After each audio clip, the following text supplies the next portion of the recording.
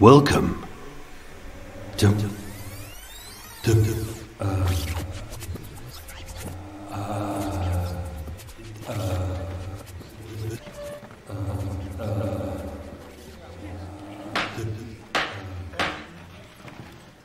As this pale and sullen-eyed German sat in court one of the Old Bailey, even as a death sentence was dangled over his low-hung head, he couldn't give a word of testimony as an alibi.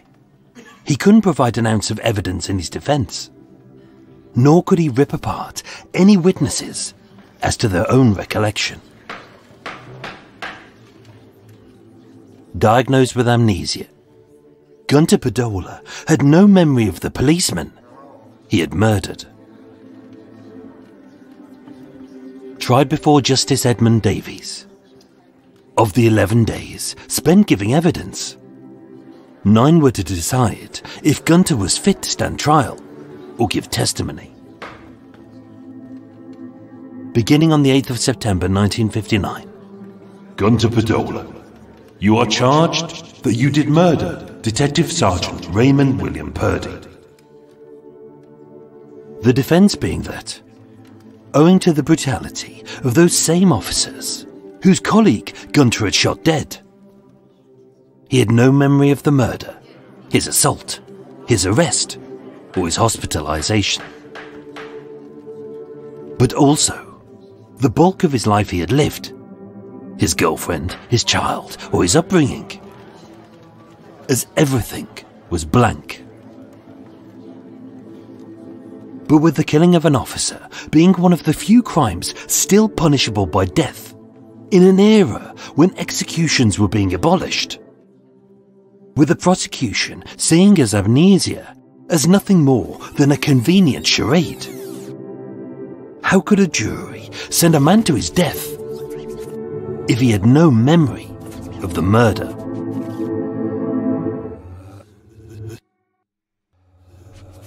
With one officer dead and the reputation of the police on the line, a man's life hung in the balance. But was his amnesia an excuse, an accident, or caused by police brutality?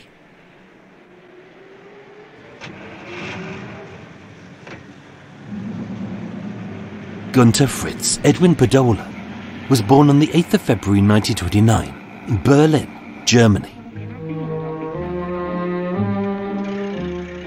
Of course he wouldn't know that, as all he could recall were fragments of a life he didn't know were real or imagined.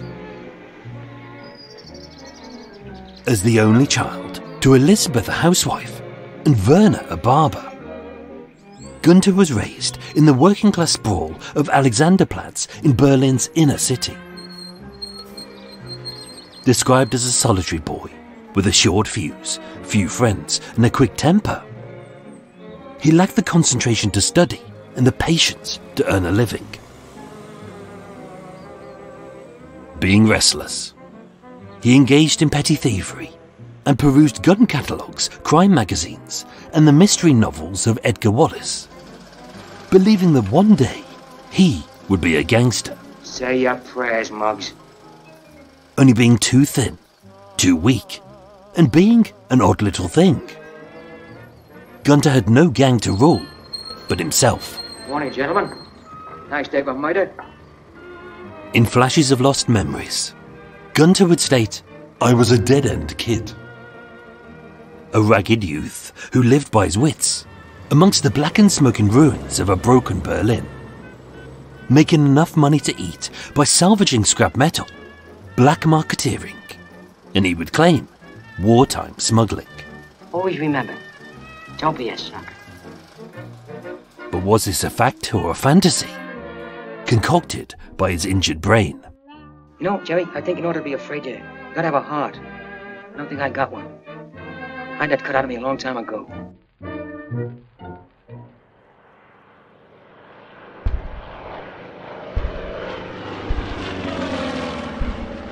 By 1939, with Germany descending into war, like all German boys of Aryan appearance, 10-year-old Gunther was initiated into Der Jungvolk, being 4 years too young to join the Hitler Youth. But having already disavowed God, Gunther worshipped his country's leader. And because of his doctrine, he believed that the Führer was the greatest man alive. Telling a friend, "My only regret was that I was too young to fight for the fatherland and to die for Adolf Hitler." And yet for many citizens of this shattered city, even amongst such death, they could still find love.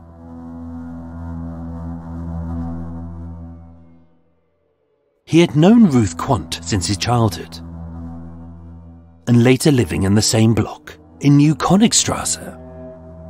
This solidly built blonde Berliner was his first, and possibly his only, ever girlfriend.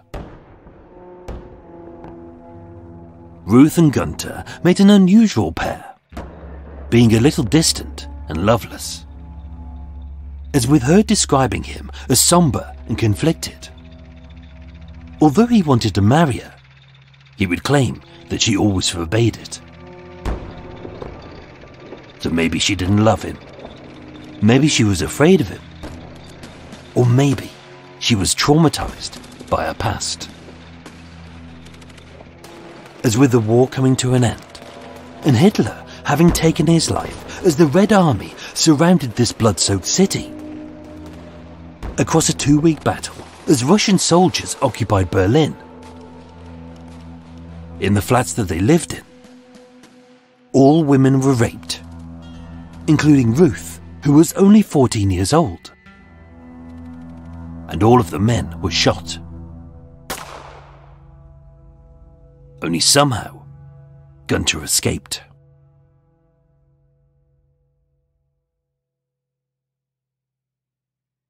The post-war years left great holes in the history of many ordinary people. But for Gunther, it also left him with a hatred of authority, a need to flee, and a desperation to fight if cornered. And yet one witness to his early life would give an incredible account of the man with almost no memory of himself. On the 10th of September 1959, as Gunther sat in the dock of the Old Bailey, Roland Gray, a former sergeant in the British Intelligence Corps, stationed in post-war Berlin, would state, "I recognize Podola, who is charged with the murder of Detective Sergeant Purdy, and who is putting forward a defense of amnesia." In a brief statement, he gave a recollection which had uncanny parallels to Gunther's crimes.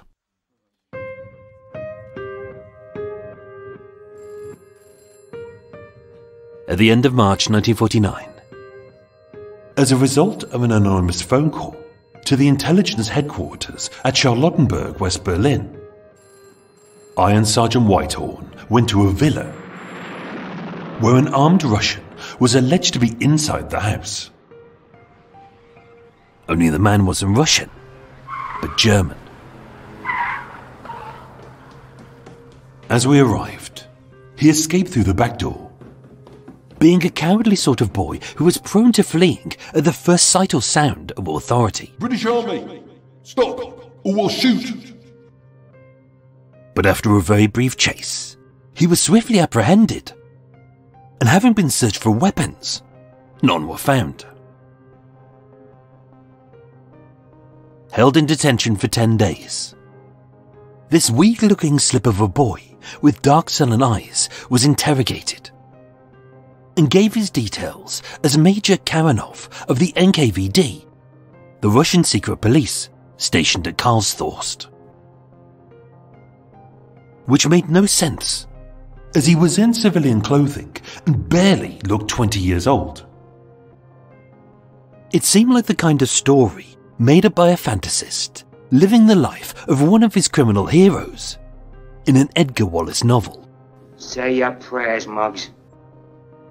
In truth, having read in the newspaper that the villa's occupant was trying to find her missing husband, This deluded little boy had spun a web of lies to make her think he could spring her from a Siberian prison for 6,000 marks. But proven to be a liar, panicking as his plan fell to pieces. With a 9mm pistol which was never recovered, he threatened to shoot the woman, her friend, his accomplice, and even himself. Morning, gentlemen. Nice day for murder. Handed over to the West German police. With no evidence of blackmail, he was released without charge. And although he carried no ID, he said his real name was Mr. Fisher, a known alias of Gunther Podola.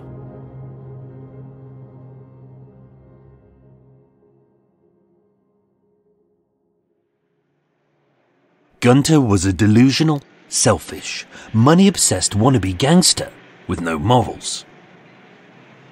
Even amongst those he claimed to love.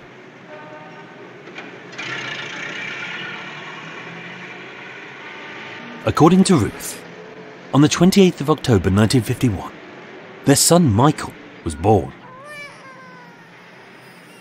Seeking a better life, far from the austere confines of East Berlin, on the 16th of June 1952, Gunther reported to the West German authorities as a refugee.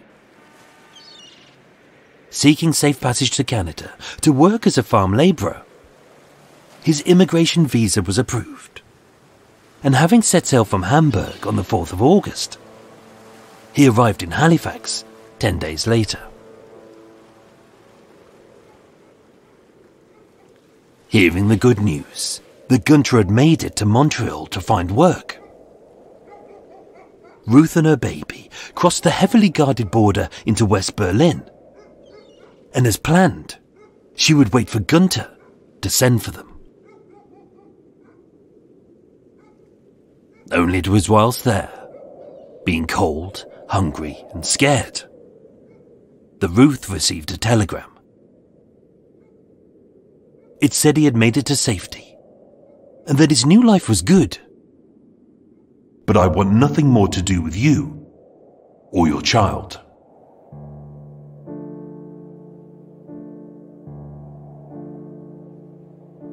Months later, Ruth was able to leave the refugee camp and return to East Berlin. But being a single mother, struggling to live in a post-war world, Michael was placed into foster care.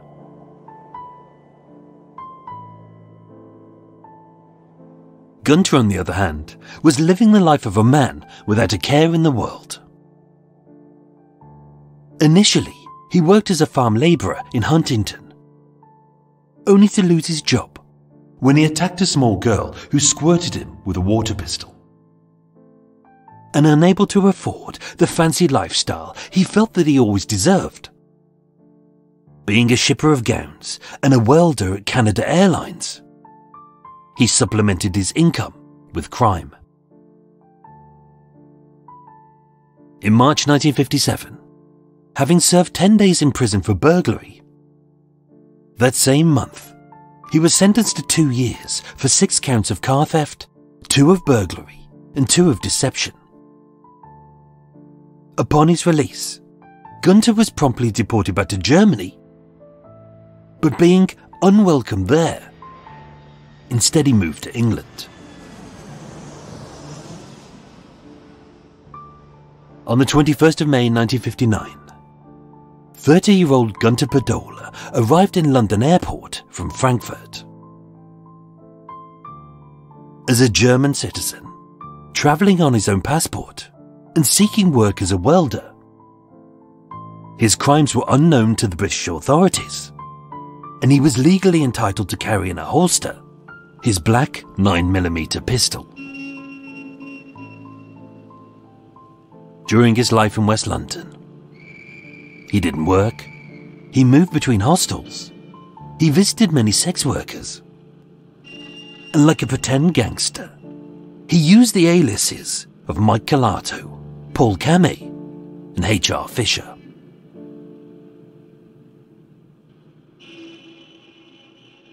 7 weeks later, he would shoot a police officer dead. And it all began with a little bit of burglary.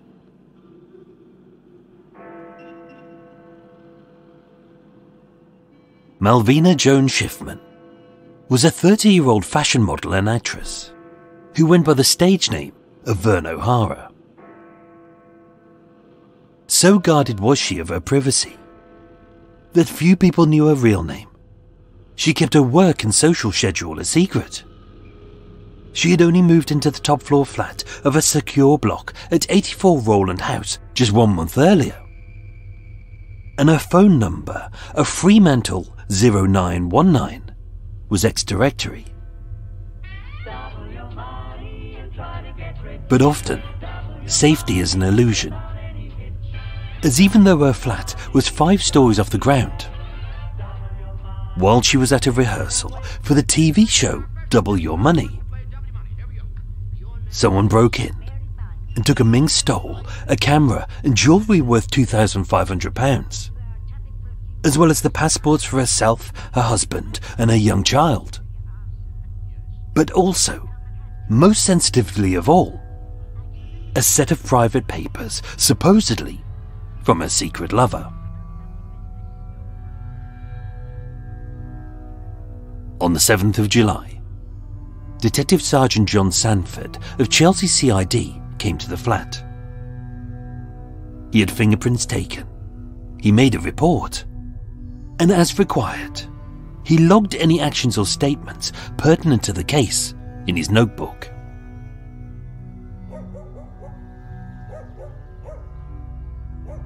The next day, at 11:30 a.m., having received an express letter addressed to Mrs. Malvina Joan Schiffman, a private detective known only as Levine threatened to expose any pictures, writings and recordings I have, possibly to her husband, a New York shipping executive, or I can sell them to you for $500.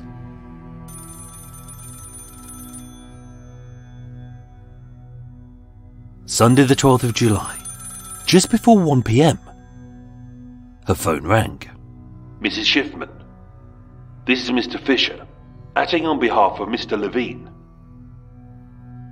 Having been briefed by officers on what to say, she agreed to pay him the money, and she would await her blackmailer's instructions. Keeping several steps ahead of this thief, the detectives tracked the letter to a post office on nearby Exhibition Road.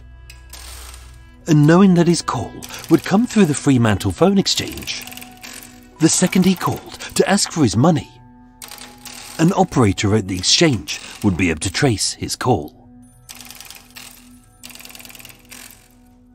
The call was made on Monday the 13th of July at roughly 11:30 a.m. Being on shift, it was random which officers were on duty, as right then it was Detective Sergeant John Sanford and Detective Sergeant Raymond Purdy, a 43-year-old veteran police officer and married father of 3, with 3 commendations for bravery in the line of duty, his last just 1 year prior.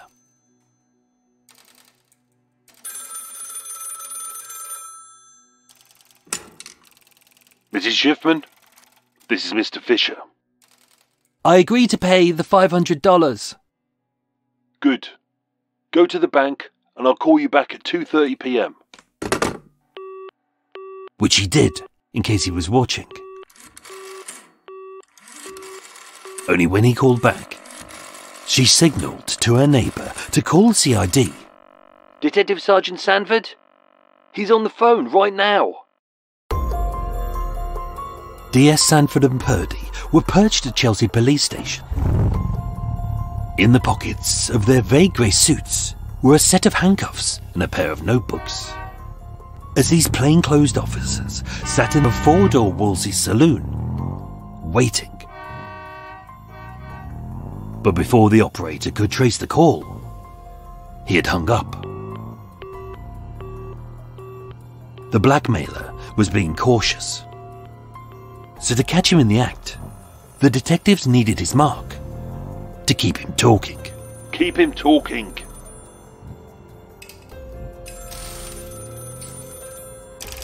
At 3:15 p.m, he called again. And this time, the operator had him. He's in a phone box on Pelham Street. But although the plainclothes officers had raced to the scene, by the time they'd got there, he was gone. This blackmailer was always one step ahead and within a hair's breadth of their grasp. But at 3:40 p.m, with that same man making a call to Malvina from Knightsbridge 2355, It's a phone box in South Kensington Station. they floored the engine, pulled up in 90 seconds flat, and ran down to the entrance hall on the lower level to see a bank of 5 phone booths. And only one was occupied.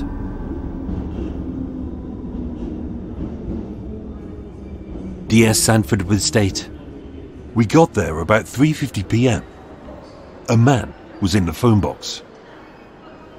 Described as 25 to 35, 5'10", slim build, cropped hair, wearing a light sports jacket and trousers, a white shirt, grey suede shoes and green sunglasses.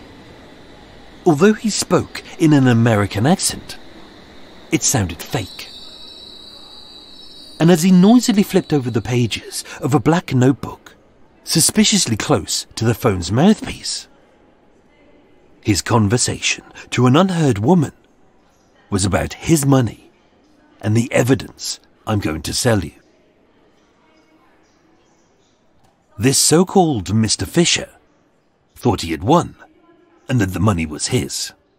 But as the sturdy frame of DS Purdy loomed large, leaving this waif-like villain trapped by 2 burly coppers, before Gunther even knew that he was cornered, DS Purdy grabbed the phone, spoke into it. Mrs. Schiffman, this is Sergeant Purdy. Please remember my name. As he knew that this was a crucial moment in this case of blackmail, for when it would undoubtedly go to court. Gunther had nowhere to run, and even as DS Purdy announced, We are police officers. Who are you and what are you up to? unsure which lie to tell or which alias to use, he said nothing, as was his legal right. Having not resisted arrest, DS Purdy stated, We are taking you to Chelsea Police Station on suspicion of demanding money with menace. of which he was cautioned, but made no reply. And with insufficient evidence to arrest him, being only a suspect, he was neither searched nor handcuffed. By all accounts, it was a standard apprehension of a suspected blackmailer by 2 seasoned officers.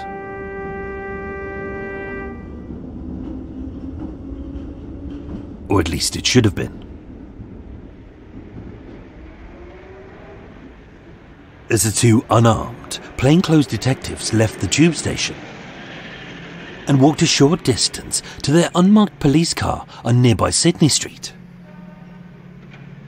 suddenly, without warning, Gunther fled. DS Sanford later gave the statement, "We chased after him, but as DS Purdy reached the centre of the road, he fell heavily. I continued to chase the suspect along the north pavement of Onslow Square in a westerly direction. Just then, Sergeant Purdy drew level with me in a taxi. I jumped on the running board and we followed the man who we'd seen run into the hallway of 105 Onslow Square. Being fitter, Gunther could have kept running. But instead, he would make a fatal mistake. As with this 5-story Georgian terrace being split into private flats, the spacious empty hallway offered him very few options. Dash up the stairs into uncertainty, wait for the lift like a prized prune, exit the door and end up bundled on the floor by 2 coppers weighing 16 stone each, or childishly hide behind a pillar. Oddly, he chose the pillar.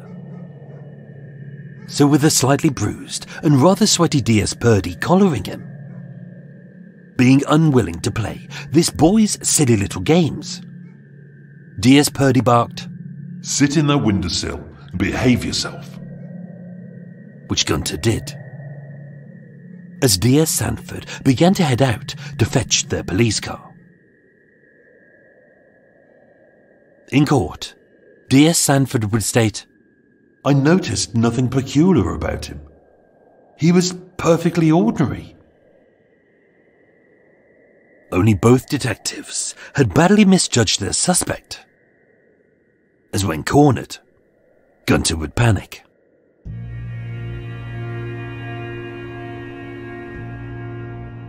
DS Sanford would later tell the jury, I saw the man slide off the windowsill and turn to DS Purdy. The man put his hand inside the left-hand side of his jacket, and to Sergeant Purdy I shouted, Watch out! Watch out! He may have a gun! He may have a gun! but by then, it was too late. No sooner were the words out of my mouth, I saw the man pull a large black automatic pistol from the inside of his jacket, point it at Sergeant Purdy's body, and fire at point-blank range. As Sergeant Purdy fell gasping.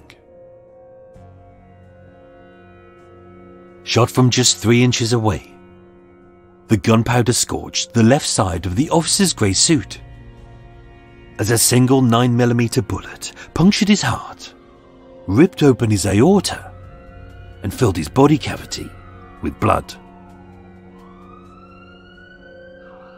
But owing to his extensive injuries, Detective Sergeant Raymond Purdy was pronounced dead at 4:08 p.m.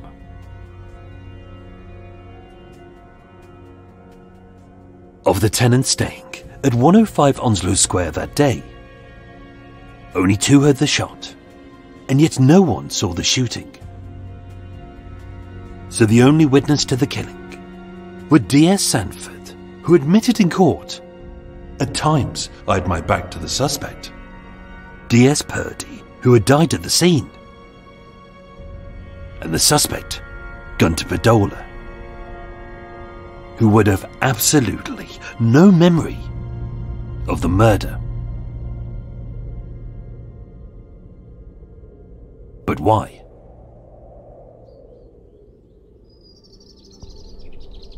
The hunt for the killer of DS Purdy was not a complicated one, as although they didn't have his name, they had a description. Although they didn't have a gun, they had spent bullets and casings. Although they didn't have any eyewitnesses to place him at the crime scene, they had his fingerprints in several phone boxes on the windowsill at 105 Onslow Square. And a later search would unearth the gun, his clothes, several identical rounds of ammunition, a mink stole, and Malvina's 3 stolen passports. And yet, although dead, it was DS Purdy who would lead the detectives to Gunther Podola. Held at Fulham Mortuary, it was whilst observing his colleague's autopsy that DS Holford found the black notebook taken from the suspect, which DS Purdy had placed inside his jacket pocket as evidence.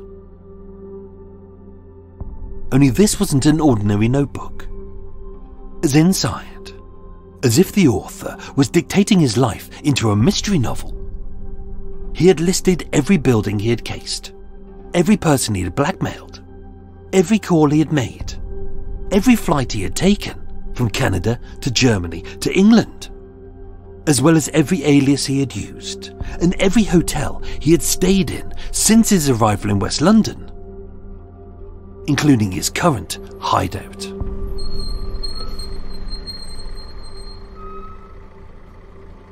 Under the alias of a Swiss-Canadian photographer called Paul Camet, Gunther had laid low in a small room at the Claremont House Hotel at 95 Queensgate, barely a 5-minute walk from the shooting.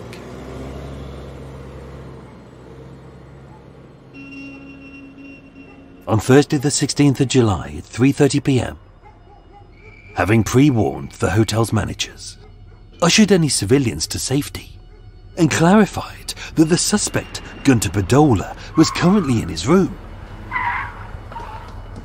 8 officers from Chelsea CID ascended the stairs to the 3rd floor and silently held their position outside of room 15.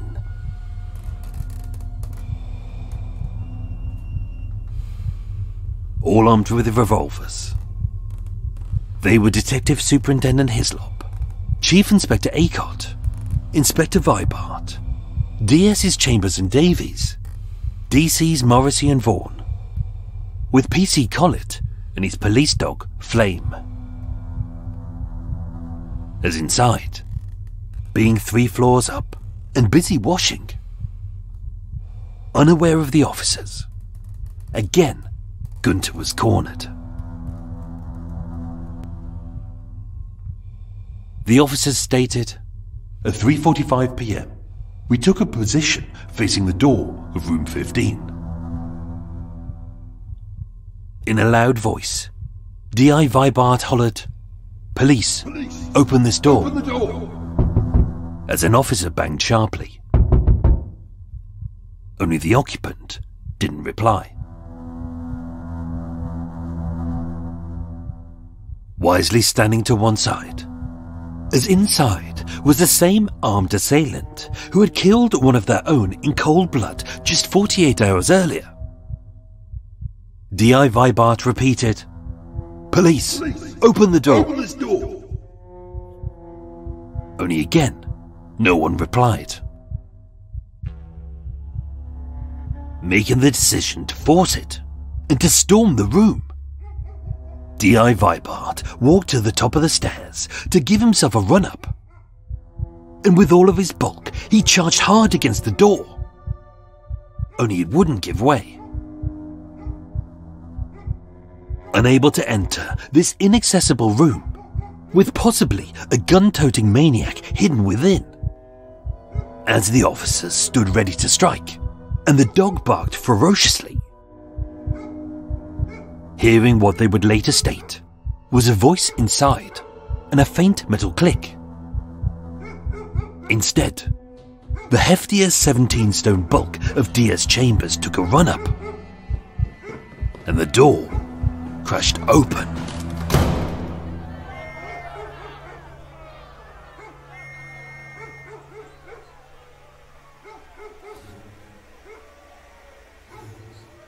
Except for those officers, there were no witnesses to what happened inside of room 15. Gunther could remember nothing of what you've just heard. Of his past, the blackmail, the shooting, and that moment.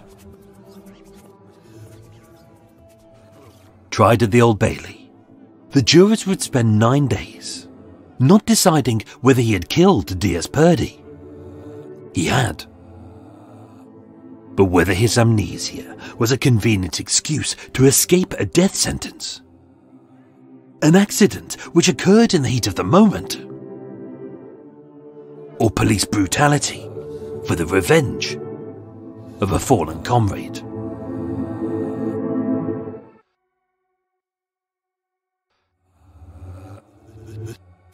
Part 2 of 3 of Shattered Memory continues next week.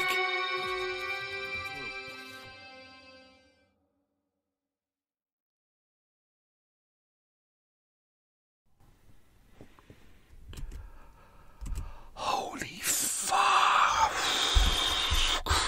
Christ. Well, that was a mission. Hope you enjoyed that one, folks. That was part 1 of 3 of Shattered Memory, a story I've been looking forward to doing ages ago. Just taking your little hat off. Hope you're all well. I'm just going to open some curtains, hopefully get some air into the room, because it's a bit of a meaty day out today. It's a bit bit meaty, toasty day. It's not hot, but it's just claggy and muggy and horrible. Hence, I'm sitting here in my pants. Yes. Oh, does life get any better than? Oh, I mean, for Eva, it doesn't. I mean, that's what she's sitting there in the corner right at the moment. She's making lascivious sounds, going, oh, and she's mumbling like, oh, I'd do that. She always refers to me as that. I do that. It's just, I mean, it's hard to really work out what she's saying. She's pissed half the time anyway. So yeah, hope you enjoyed that episode. Today is the 63rd anniversary of that moment right there. So there you go. It's almost like I timed it deliberately.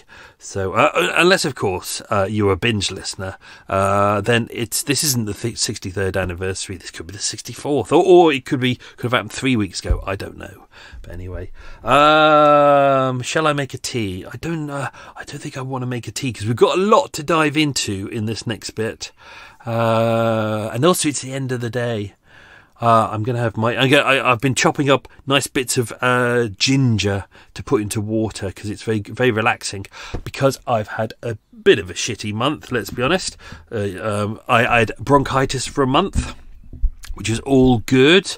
I finally got over that. My lungs are just repairing now. It's going to take a few more weeks. And then at the start of this month, start of June, I thought, oh no, I've got conjunctivitis. So I wear really strong contact lenses because I have terrible eyesight. I always have done since I was a kid, and it's a constant degenerative problem. So I thought I got rid of the conjunctivitis, and I put my lens back in, everything was okay. Then it got really bad and really worse, and I thought, oh no, why can't I get rid of this conjunctivitis? And then it got to the point where in my left eye the pain was intense. I couldn't sleep. It was like being stabbed in the eye repeatedly. Now, luckily, during lockdown, I'd been going to the same eye specialist for 34 years, and lovely guy, really brilliant. Unfortunately, he was at retirement age. Lockdown happened, and he was like, Mike, I'm going to quit. And I thought, oh shit, middle of lockdown, needed a specialist. Everywhere was like, waiting list is like a year long, could be 2 years long. I was like, shit, what am I going to do? I need a specialist now, just in case. Luckily, I went to Moorfield's private eye hospital. I'd already got in contact with them. The regular hospital was busy for a year. Private weren't. So I thought, you know what? If you're going to spend money on something and you've got a problem, like my eyes have been a problem all my whole life, so I thought, yeah, fucking spend money on it. So I did. I called them up and I said, just wondering if you can get me in for a consultation. Expecting, we can see you in a couple of months. They were like, come in tomorrow. Which consultant would you like? And I was like, wow.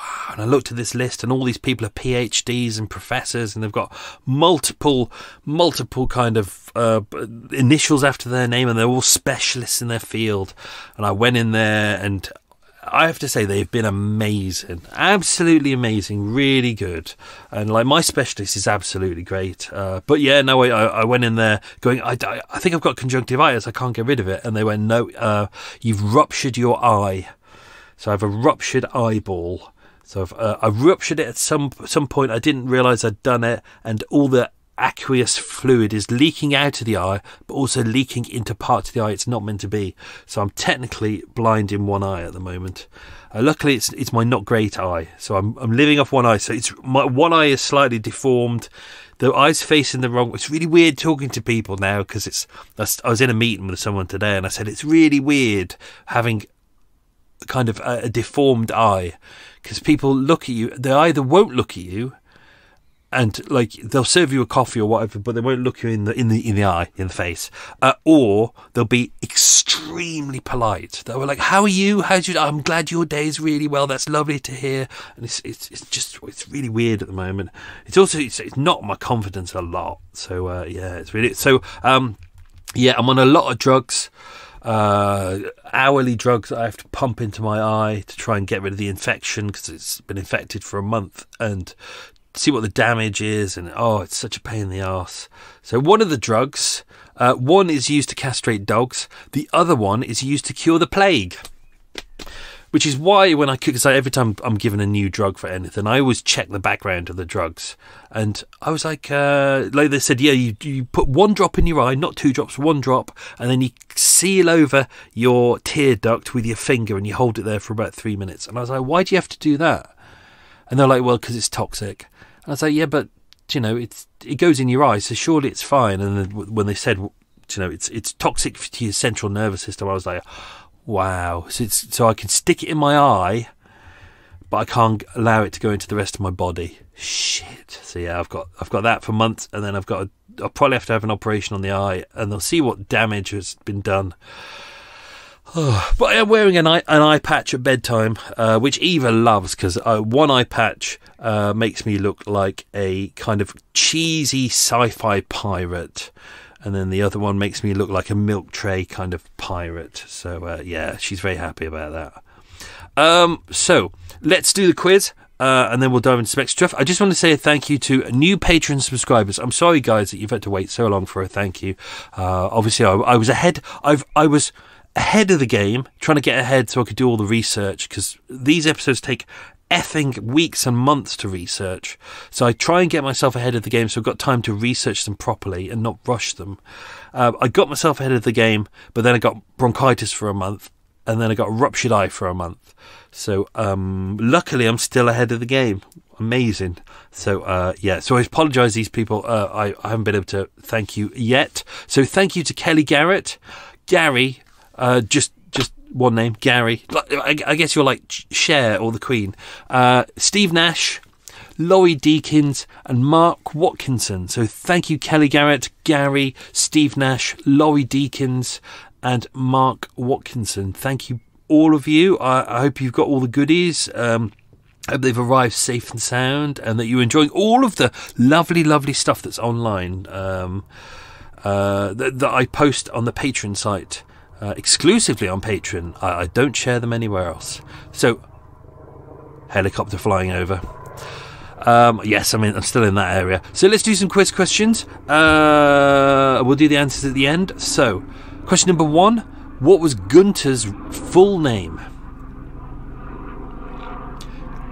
Question number 3. I'm trying to do all this using one eye. It's not good. Question number 2. What 3 aliases did Gunther use? Question number 3. What courtroom was he tried in at the Old Bailey? Question number 4. What were the names of his parents? Question number 5. What mystery novelist did he enjoy reading? Question number 6. Gunther was described in Germany as Alleinganger, but what does that mean? Question number 7. Who did Gunther say that he was when he was arrested for blackmail in Berlin? Technically just outside Berlin. Question number 8. What did Gunther state his occupation was on his visa for Canada? I've written Canada here, like an idiot. Question number 9. What did Gunther state his occupation was on his visa for England? And question number 10. What did Gunther legally carry on his person when he entered the United Kingdom? Oh, I was just moving then. That's the sound of a 47-year-old man moving. Although, I have to say, not as blubbery. Eva's had me on a diet for about 2 weeks now. So I've had no cake for 2 weeks, even though I'm near the good bakery. I've had 1 piece of chocolate. Almost had no kind of fat things. I'm pretty much staying off wheat. So that, yeah, most of the weight has dropped off. So I'm just going to keep going. I don't like. Eva likes me when I'm wibbly wobbly, but at the moment she doesn't want me to be wibbly wobbly anymore. So she wants me to be a little bit slimmer. So I think that's a good thing for all of us. So let's dive into this. Gunther, 30 years old, born on 8th of February 1929 in Berlin. Trying to be really careful, make sure. We've already got his description in the episode. As mentioned, quite a solitary figure. Grew up in around the working class districts of Alexanderplatz, which is the inner city Berlin, which would later be East Berlin. Unfortunately, it's the luck of the draw, especially in World War II when Berlin was split in half. You had a choice of whether you were on the western side or the Russian side. And if you were on the Russian side, you were pretty much fucked. You would stay in the 1940s until the 1990s. Let's not give away too much about that. Don't want to give away that. I'm just making sure I don't. He, as with many young kids, he joined the Hitler Youth. This was kind of something that they were all kind of indoctrinated into, but he really wanted to do it. He became a fanatical member of the Hitler Youth movement. He worshipped Hitler and disavowed God. Hitler Youth was established in Munich in 1922. So in 1939, when World War II started, he was only 10 years old. So because he was too young to join the Hitler Youth, he joined, I can't remember which one it is, Junger Volk, which is basically just German for young people. That was the younger Hitler Youth, and I think you could join Hitler Youth when you were 14, but by the start of the war, they hadn't got conscription till 21, so he never actively served, as far as we know. He did say that his ambition was to be an aircraft designer, and on leaving school, he did various odd jobs, including an apprentice to a draftsman at the Heinkel aircraft factory in Rostock, which is a port city in north of Germany. Heinkel kind of made a lot of the bombers and fighters that were used by the Luftwaffe during World War II. Let's go through that. We know that his father served in the Wehrmacht on the Russian front during World War II, and so when he was 14 years old in 1943, he was made aware that his father had died. So we don't actually know whether they were able to bury their father's body. Obviously, when a lot of these German troops were fighting on the Russian front because they were heading towards Siberia, and obviously Hitler, being a bit of a twat, decided that he was going to take on the Russians, but not realising that Russia is like vast swathes of ice in various places. They were just absolutely screwed. So many soldiers' bodies, unfortunately, are still there today, as they are at the Somme. His mother lived until 1955, so 5 years after what is going on here. His girlfriend, Ruth Quant, she was 28 years old, but at the time all this was going on. It seems to be an odd relationship between them. Whether she liked him or she didn't like him, we don't seem to know. She's described as a solidly built blonde who speaks of Podola in unfavourable terms. Now, don't forget, they would have. This is from the press, and they interviewed her when the court case is happening. So obviously, she would talk about him in unfavourable terms. But it didn't seem like they kind of seemed to get on. He seems to be a bit loopy at times. As mentioned in the episode, he's very much a loner, very quite selfish. She described him as a sombre child. Sometimes said he was good as a boy, but contrary, i.e. meaning conflicted. 28th of October 1951, their son Michael was born. He keeps referring to his son as Mickey, which kind of makes sense. We will dive into more on this later on. Even though these are background details, these are really important, so I'm going to be careful about what I tell you now, because there's even though I have written episodes 2 and 3, which I wrote during the first batch of what I thought was conjunctivitis. So all of it was written. This episode has been written and recorded with one eye. So I have to be really careful. There's a lot of details that seem insignificant, but they'll crop up later. This is a 3-parter about kind of memory. Fascinating. I mean, to be honest, I could have done a 5-parter about it, but I just felt it was enough just to do it as a 3. The original plan was that Ruth, Michael, their son, and Gunther were going to emigrate to Canada. He was heading off there. He'd got a little bit of work experience, so he went to the German authorities, as mentioned, in West Germany, claimed to be a refugee from the Russian zone on the 16th of June 1952. his mother sold a lot of her furniture to help pay their fare. But as mentioned in the episode, he made it all the way out there, and then he sent a message to Ruth going, I'm just not that interested anymore. I'm off having my good life. You can stay in a refugee camp with the child.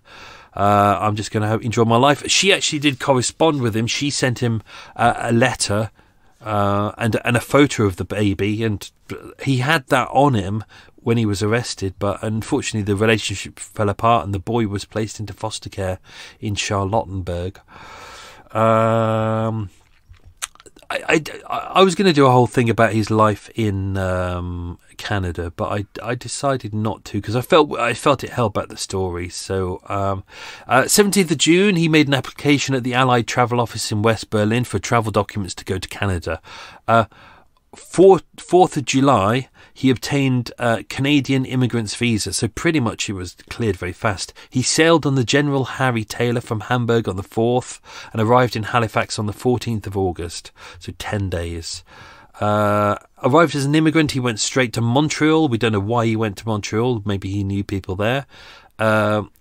He worked there as a general labourer at the Mont Gabriel Club in Mont Gabriel in Quebec, there for a couple of months. Half a year as a farm labourer for MacArthur Kelly at Huntington in Quebec.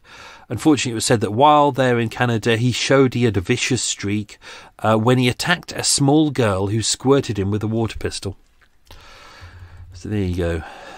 Unpleasant little boy. He had several jobs. He was a call boy at a country club, a tailor's assistant. He lived with a Polish family who said that he lived hand to mouth and couldn't pay his rent.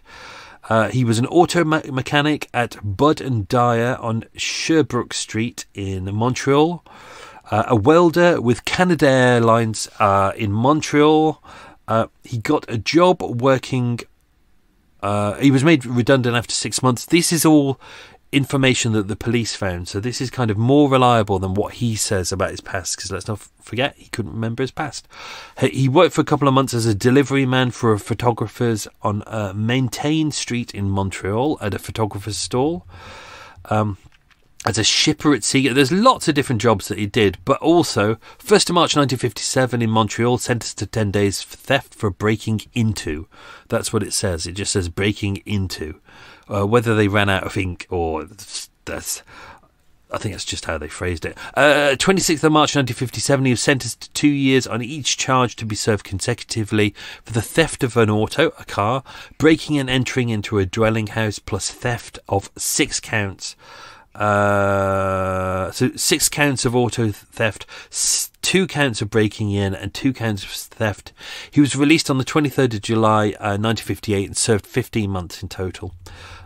Obviously after that he briefly went back to Germany. He sailed on the Seven Seas, that's the name of the ship, and arrived in Bremen Harbour on the 4th of August 1958. He worked as an unskilled labourer at a factory, a metal polisher's up in North Germany. He said at that point that he sent some money home to his mother. The odd thing is his mother was dead by that point. And this isn't in the episode, so you don't need to know this, but he also said to the police, from what he could remember, that he sent money back to Ruth, his girlfriend, who was in Canada. Only Ruth didn't make it to Canada. So eventually 15th of May 1959 he quit his job at the factory, said he was returning to Canada to set up a photographic studio, which he didn't. 21st of May he arrived at London Airport via BEA Viscount from Frankfurt. So when you look at it, he hasn't really been in London that long when he arrives. He hasn't got any work. He's got a little bit of money in his pocket, but he's making his income by theft and blackmail. He also likes to believe that he's a bit of a gangster. Interestingly, the first hotel he stayed in was the Shelbourne Hotel at 1-3 Lexham Gardens, which is where Christina Scarbeck, Churchill's super spy, was murdered. It's funny, doing all of these Murder Mile episodes now, there's a lot of... We got to the point now, because we're 218 episodes in, that a lot of locations start coming back, repeated, and you see the same faces, so it's really interesting now. He stayed there for a bit. He couldn't afford to pay his rent, so he managed to find another place on Cromwell Road. He stayed there for a bit, couldn't afford to pay his money, so he moved around, and as mentioned in the episode, he would note all of this in his diary. When the police opened up his diary, everything's in there. Everyone he called, all the people he was keeping an eye on. Do you know, we don't know why he did this, but he just seemed to do it. 95 Queensgate, so that's where he moved into. The hotel manager there, Thomas and his wife, I can't remember his wife's name, it's in here somewhere, they were called the Hardings. They lived in the basement. They said he seemed very nice. He gave an alias. I'm not going to tell you what that is because that's one of the quiz questions. Well done, Michael. He said that his address, he gave an address which was Montreal, Quebec, and he even signed the register with his his fake nationality of Canadian. He signed it in his alias as well, and he spoke to them in what they said was an American accent, but it looks like it was meant to be an attempt for a Canadian accent. But obviously he didn't seem to do that well. He had no luggage on him. He paid the £3 10 shillings a week in advance. He said his business was photography and that he was staying for an indefinite period.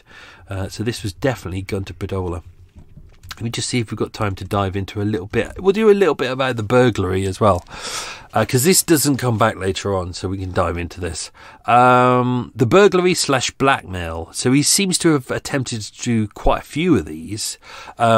Simple thing, break into a building. You can nick stuff, like you can nick all the valuables, but this is the thing, is that documents are going to be the things that people are less likely to notice. So if you can break in without breaking a window, you can creep in, you can steal stuff, and then you can get out. With Vern O'Hara, as her name was, that's her stage name, she didn't notice for about a week because he didn't steal kind of big stuff. He just stole a couple of tiny things that were hidden away, but mostly documents. She lived on the top floor of 84 Rowland House, Rowland Gardens, SW7. This building is no longer there anymore. She moved in the first week of June, and she'd only been there a couple of weeks. As mentioned, she was very private. Her phone number of Fremantle, 0919 was ex-directory. So back in the old days, everyone's phone number would be in the phone book, but if you didn't want it to be in the phone book, you had to expressly say, please make me ex-directory, which means you're not in the phone book. She was a fashion model and actress. She was a hostess on Double Your Money. Apparently, she was friends with Warren Beatty and Joan Collins. There you go. She was married to Paul Schiffman, a New York shipping executive. She was born in Lambeth in 1929, and at the time of the robbery, as mentioned, she was in rehearsals for a TV show. So he'd clearly been casing the joint. Let's say that. He'd been casing the joint around. People had said that they'd seen a man who looks like an American standing at the door of this building. I don't know how and why they think he looks like an American. When you look at the clothes he's wearing, though, he's trying to be a little bit stylish, a little bit kind of gangstery. He's wearing green sunglasses. You know, he's not trying to blend in. He's trying to stand out. What an absolute turd. They said he was 30 to 35 years old, which is about right. He's 30, 5'10", correct. 175 pounds or 12.5 stone. That's about correct. Wearing a blue gabardine suit and no hat. One person said that because he would call around different flats in Rowland House, asking to speak to various people. This was his way of casing who was in the house and who wasn't. And one of them said he had a distinctly soft Scottish accent. So I don't know whether he did have a Scottish accent or whether he was still attempting to try and do a Canadian accent and failing massively. Or maybe he did. We don't know. So he'd burgled several flats in there. He'd stolen passports. He'd stolen documentation. What have we got here? Friday the 3rd of July 1959. One of the other people said they had a phone call from a man giving his name as Fisher. He told me he had just arrived in the country and wanted to contact. Unfortunately, there's a lot of details in here that are redacted. We don't know why. We don't think it's anything suspicious. We just think, half of me does wonder whether Malvina, who is Vern O'Hara, she said that the letters that were stolen were in connection, allegedly her blackmailer said, in connection to her secret love affair with a man. But she said the love affair didn't exist. But someone has gone in and doctored and had certain details removed. So maybe half of me is thinking maybe that's what it's about. That maybe she was having a temporary affair. The newspapers printed a picture of a gentleman with her, but they didn't put his name, so I don't really know what it is. Which is why I always find when you open up court records and police files at the archives and they've been redacted in places, I always found that really fascinating. Because sometimes when you just go to a newspaper from that era, quite often it'll have the details that have been redacted. So it never really makes sense to redact one set of files, but then the newspapers that are out in the ether, you can't touch them. So if someone like me is out there who's got both sets, I'm going to find it. I'm going to find those details. So why redact it? Especially when you redact things, it draws your attention to it and you go, ooh, why is that redacted? Whereas if you don't redact it, that's probably a bit of information that, for me, probably not that important. I probably wouldn't put it in the episode. But there we go. So yeah, no, the CID were already well aware of this. Malvina said, on the 6th of July, I discovered that property had been stolen from our flat. This included my passport, my daughter's passport, and, this is redacted, a passport. So, see, that should have been her husband's passport. That's what it said elsewhere, but there it says redacted passport. Interesting. All American issue. My ranch mink stole, so like the thing you put over your neck, which is obviously a dead animal, and you go, oh, look at my expensive dead animal I'm wearing. A gold medallion set with 5 diamonds and 2 old English crests, a gold charm in the shape of a champagne bucket, for hanging on a bracelet, a set of pearls, sapphires and rubies, and a gold fob seal. Entry was made via the fire escape. Police said there was no sign of entry at the flat, but she had reported it to Chelsea police. Ad has had other people as well. One thing that she did notice was that the lock on a desk drawer had been smashed. Not exactly smashed. Do you know desk drawers where you can just put something in and you slide it across and then it comes? She noticed that wasn't working anymore. That's really what she means. And that the passports and private letters was stolen. So, what else we got? I'm not going to go too much into the arrest of Gunther and the shooting. A lot of that is going to crop up in part 2 and part 3. So we're going to hang back and we're just going to deal with this. Receipt of the express letter, which was Exhibit 3. So in order to say to her, okay, this is what I've got. He got an express letter, basically a registered letter. You got an early version of what a courier was to send it to her.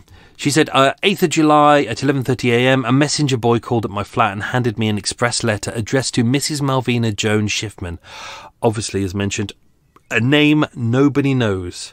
I am always known by my professional name, Vern O'Hara.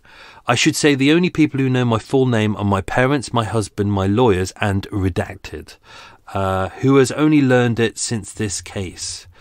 The letter was signed Levine, a detective from USA, and said that the writer had been checking up on me for the past several years and had now completed his investigation.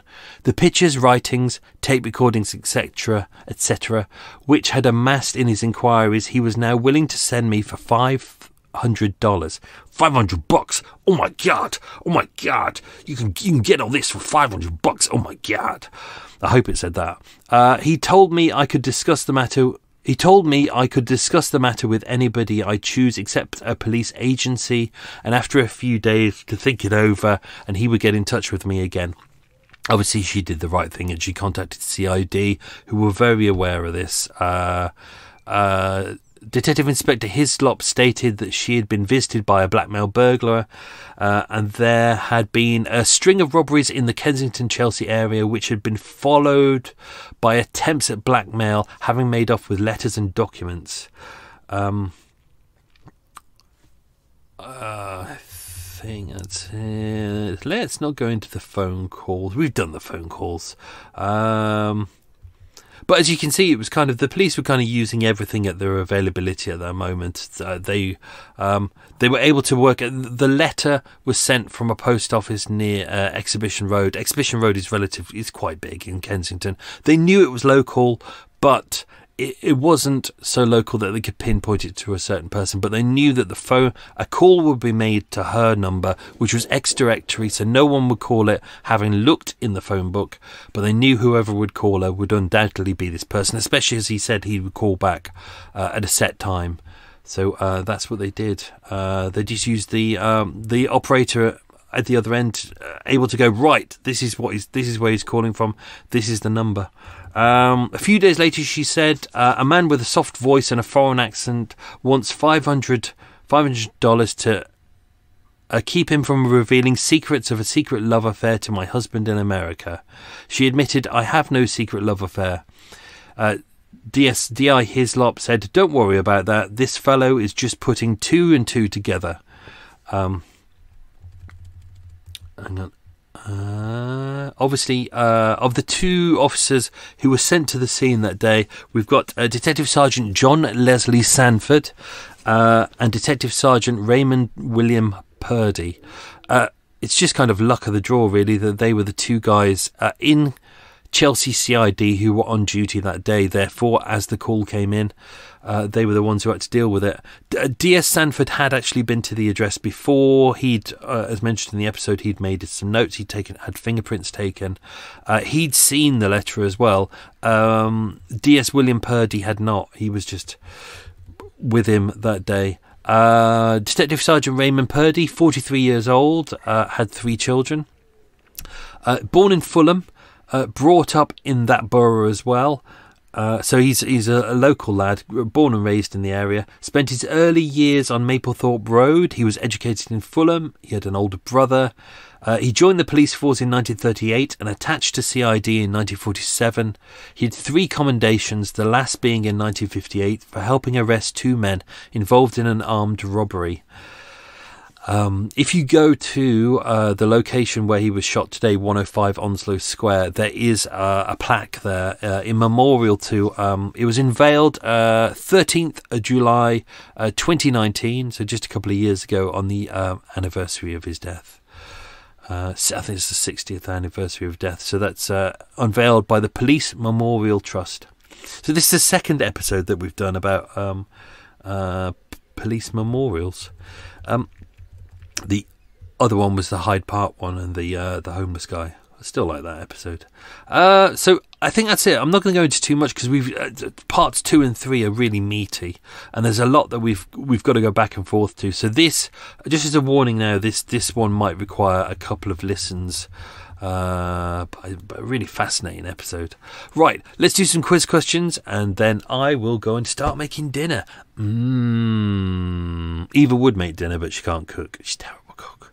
And when she does, like she says, let's have like a stew, and then she gets out a bottle of sherry, and she's got, this is the base for the stew, little bit for the stew, little bit for me, little bit for stew, little bit for me, and then she's like, you can see her glugging down the sherry, and then she's half cut, and then she has to get out of the super strength Polish lagers, and then she's just an arsehole by that point, and then she vomits, and then she just wants a kebab. It's the same old shit. It's just better that I cook. Right, let's do the quiz questions. Question number 1, what was Gunther's full name? It was Gunther Fritz Edwin Podola. Question number 2, what 3 aliases did Gunther use? It was Mike Calato, Paul Kamei, and H.R. Fisher. Question number 3, what courtroom was he tried in at the Old Bailey? It was Court 1. Question number 4, what were the names of his parents? It was Elizabeth and Werner. Question number 5. What mystery novel author did he enjoy reading? It's Edgar Wallace. Question number 6. Gunther was described in Germany as Alleinganger. But what does that mean? It means one who works alone. Question number 7. Who did Gunther say he was when he was arrested for blackmail in Berlin? He said he was Major Karanov of the NKVD, the Russian secret police. Question number 8. What did Gunther state his occupation was on his visa to Canada? He said he was a farm labourer. I mean, he was a farm labourer. Question number 9. What did Gunther state his occupation was on his visa to England? He was a welder. He worked as a welder at Canada Air. Question number 10. What was Gunther legally carrying on his person when he entered the United Kingdom? It was a black 9mm Luger pistol. So there you go, folks. That's it. Oh, that was a mission. There was a mission doing this with one eye. God, I hope at some point this year they can fix this eye. That would be so lovely. So bored. Last night was horrible. The pain in the eye was so intense, and I just got so fed up. I'm really cranky. I haven't slept in days. And then finally I was at the hospital and I just went, is there any drugs you can give me? I'm not a drug person, but I was like, anything to just knock me out, anything just to give me pain. And they were like, no, there's nothing we can really give you, but you can get some over-the-counter medications. You just got to get them mixed right. And I hate over-the-counter medications because they're always shit. And they said, no, you got to do 1,000 milligrams of paracetamol. You got to do 800 milligrams of ibuprofen every 8 hours. And I was like, yeah, I'll do that. So I bought them from Tesco's, the cheapy shit, and I thought, well, that's not going to do shit. Pop all 4 in my mouth, had a swig of iron brew. Within 30 seconds, the pain had gone. Like intense, crippling pain, and it had gone. So I did that last night, and I slept for 9 hours straight, and it was brilliant. So I'm hoping that I get a good sleep tonight as well. So that's it, folks. Next week, part 2. Week after that, part 3. And then I'm going to do a run of daily inches, which hopefully will give me time to catch up on my research as well. So thank you very much for supporting the show. That has been Murder Mile. I've been Michael. I've got one eye. I'm like a pirate. Arr. Have a good week, folks. Stay safe and be good. Lots of love. Arr.